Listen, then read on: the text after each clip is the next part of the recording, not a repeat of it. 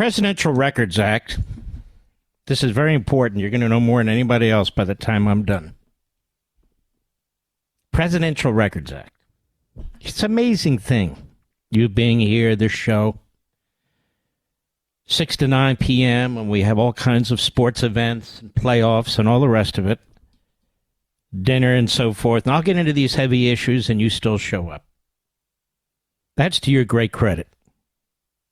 I'm not hearing very well on my headphones, Mr. Producer, despite my messing around with these knobs here. In any event, the Presidential Records Act of 1978, Congress passed this law, and Jimmy Carter signed it into law, because they decided that presidential records shouldn't belong to a president on the way out the door. That they were too important. This is the first time in history they made this decision. And they applied it in 1981 forward. So it's really only been on the books for a little over 40 years, and it's really only been relevant for the last 40 years or so. They made an arrangement where Richard Nixon did the government and paid him several $1 million for his records, for his papers. But before then, a president could take anything a president wanted to with him or her, including classified information. I want Bill Barr and some of my colleagues, and I don't say this to be rude, I say this to debate them. Andy McCarthy, even Jonathan Turley's been superb. Why is it that no president has been prosecuted for violating the espionage since 1917, despite the fact that there was no Presidential Records Act enforced until 1981, and one didn't pass until 1978. That is, a president taking classified information with them. Why weren't they prosecuted under Section 793E that prohibits, among other things, willfully retaining national defense information and failing to deliver it to a proper official? What happened? It was never viewed applicable to a president. The espionage was never viewed as applicable to a president or a former president, which is why I posted that last week. Let me repeat it so the backbenchers and legal analysts can repeat everything I've been saying, which they're trying to. I said Donald Trump, if he's found guilty of one charge, would spend the rest of his life in prison and die there. I said that on Hannity, and that's been regurgitated. But let me continue with this point. Why is it that no former president, even before there was a 1978 Presidential Records Act, which took effect in 1981, why is it that no president from 1971 to 1981 was ever charged with violating the Espionage Act for retaining national defense information? Because it was never imagined, not even dreamed of, that an anti-spy statute would apply to a former president. That's number one. Isn't it interesting you haven't heard that despite all these days of comment on this? And what really kills me is they bring people on with no constitutional background or historic background, whatever, commentators, analysts, who just spew their stupidity. And then they bring lawyers on who have very little constitutional knowledge, who spew their idiocy because they're former federal prosecutors. And then we have constitutional lawyers that come on who don't know what the hell they're talking about. It's amazing.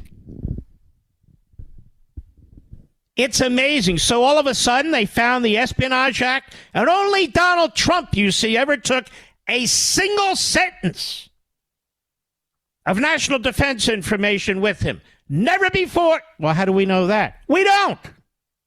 In fact, we can prove the opposite.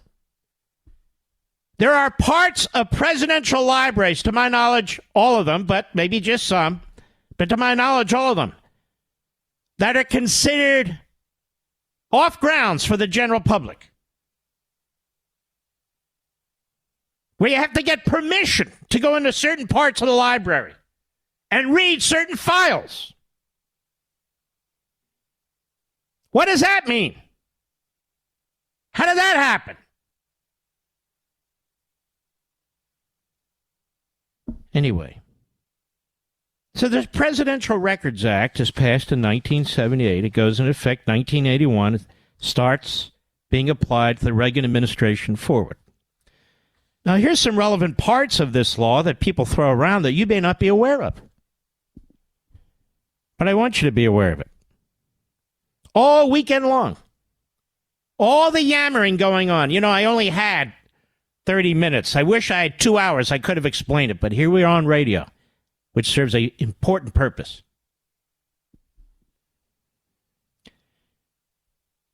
It establishes public ownership of all presidential records and defines the term presidential records for the first time.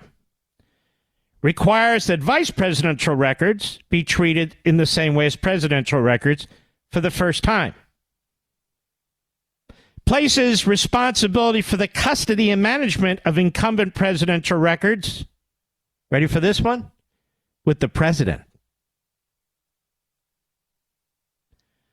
Requires that the president and his staff take all practical steps to file personal records separately from presidential records. Remember, the assumption before this was that these records were the property of the outgoing president. Allows the incumbent president to dispose of records and no longer have administrative, historical information, and evidentiary value once the views of the Archivist of the United States on the proposed disposal has been obtained in writing. That's not relevant here, but what's interesting is, even if the archivist disagrees, the president can still destroy them. Establishes in law that any incumbent president records, whether textual or electronic, held on courtesy storage by the archivist remain in the exclusive legal custody of the president, and that any request or order for access to such records must be made to the president, not to the National Archives.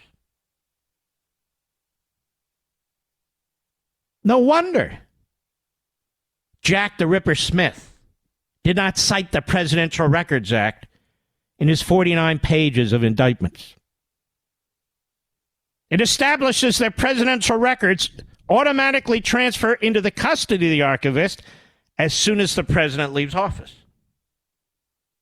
Establishes a process by which the president may restrict and the public may obtain access to these records after the president leaves office. Specifically, the PRA allows for public access to presidential records through the Freedom of Information Act beginning 5 years after the end of the administration, which of course had not occurred, but allows the president to invoke as many as 6 specific restrictions to public access for up to 12 years.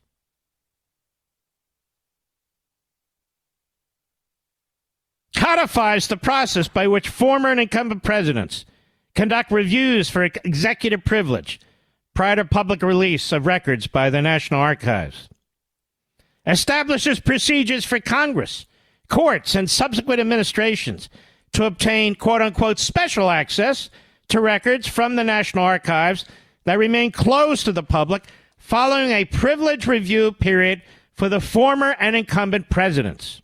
You see the control that a former president has over his documents. The procedures governing such special access requests continue to be governed by, doesn't matter. Establishes preservation requirements for official business conducted using non-official electronic messaging accounts. Any individual creating presidential records must not use non-official electronic messaging accounts, that would be like Hillary, unless that individual copies an official account as the message is created or forwards a complete copy of the record to an official messaging account. This is why Hillary Clinton had the private server in her home. with a specific reason of violating the Presidential Records Act and getting around it. Prevents an individual as being convicted of a crime, doesn't matter. Doesn't matter. So President Trump has a dispute with the archives. They say, wait a minute, he took a whole bunch of boxes. And they even contain classified information. So what? So what? Well, those records belong to us. Well, the president has a period of time to review those records and make his own determination. That's what it says. But what about classified information? It doesn't say anything about that. Doesn't even make a distinction about it. So how do you square the Presidential Records Act of 1978 with the Espionage Act of 1917? You don't. Because the Espionage Act of 1917 was never intended to apply to a former president. There's nothing, and I looked, nothing in the original legislative record that supports what's being done today. There's nothing in any of the amendments that imply this. Nothing. You can't really square the two statutes. And yet one was passed in 1978 and became applicable in 1981, and not a single former president from 1917, again, for the third time. I want the backbenchers to regurgitate this. From 1917 to 1981 has ever been charged. Ever been charged. Under the Espionage Act, period, but under the specific section that is laced throughout the indictment, Section 793E. Because this is the most muddy exception. It's the one they cling to. That prohibits willfully retaining national defense information and failing to deliver it to the proper official. Now, this further demonstrates to you, and should, how outrageous it was to get a warrant. How outrageous it was to have an armed FBI SWAT team sent to the president's home in Florida. There still were many years available to have these negotiations about what should and should not be considered presidential or not presidential or whatever. 5 years. 5 years. But the archives went to the Department of Justice. Probably for the first time ever. And the Department of Justice couldn't wait to sharpen its teeth. Bill Clinton had tapes in his socks drawer when he left the presidency. Those tapes were a aggregate of a number of interviews he did with reporters, I guess, and others about his presidency.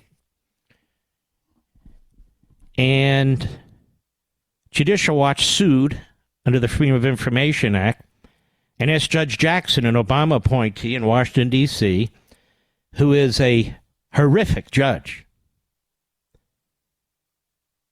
please direct the archives to get those tapes, and we want copies of them. Judge Jackson looked at the Presidential Records Act, not the Espionage Act, the Presidential Records Act. I want to be very, very clear about this. Under the Presidential Records Act, in the first instance, the records are with the president, unless the president gives them all to the archives. But there's a period of time the president can take to go through the documents and make his own decisions. He's in no hurry to do it. At no time has there ever been a criminal potential that hangs over the president's head. At no time. It assumes that the records, while not personally the president's, are under his control. The responsibility for the custody and management of incumbent presidential records with the president. So he has boxes and he moves them around. Well, we had a subpoena for those subpoenas were illegitimate.